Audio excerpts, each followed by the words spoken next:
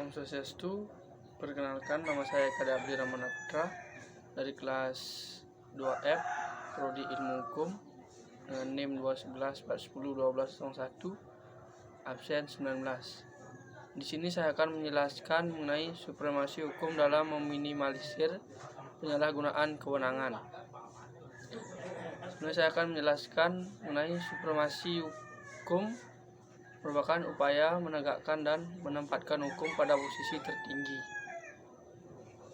Delik penyalahgunaan wewenang dalam tindak pidana korupsi diatur dalam pasal 3 Undang-Undang PTPK yang dinyatakan sebagai berikut.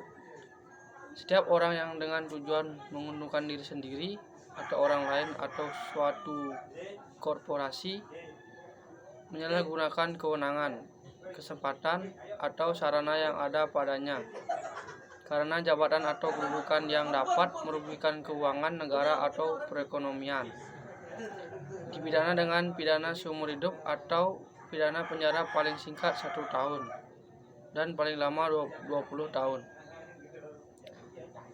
Perumusan unsur delik penyalahgunaan wewenang dalam Undang-Undang Nomor 31 Tahun 1999, Undang-Undang Nomor 20 Tahun 2001 tentang pemberantasan tindak pidana korupsi tidak harmonis, di mana satu unsur dirumuskan secara material, sedangkan unsur lainnya dirumuskan secara formil, sehingga menimbulkan persoalan apakah delik tersebut termasuk ke dalam delik material atau delik formil.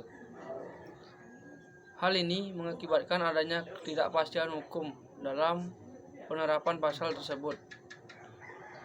Di samping itu, inkonsistensi ini mengakibatkan adanya kontraproduktif antara perumusan unsur delik tindak pidana korupsi dengan tujuan dibentuknya hukum pemberantasan tindak pidana korupsi itu sendiri. Di satu sisi, Undang-Undang Pemberantasan Tindak Pidana Korupsi menitik beratkan tindak pidana korupsi di mana adanya kerugian negara sangat besar.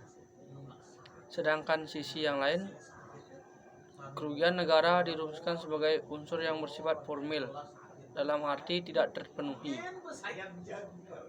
Perumusan pasal ini pada akhirnya menyebabkan delik penyalahgunaan wewenang. Unsur penyalahgunaan wewenang pada hakikatnya memiliki kesamaan dengan unsur secara melawan hukum dalam Undang-Undang Tindak Pidana Korupsi. Penindakan terhadap pelanggar hukum di negeri ini wajib ditingkatkan.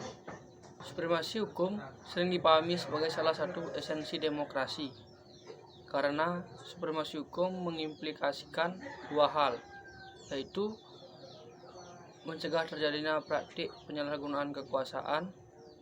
Selain itu, supremasi hukum memiliki implikasi menjaga masyarakat agar dalam menjalankan hak-haknya tidak terjerumus dalam tindakan di luar batas hukum yang acap kali berujung anarkis.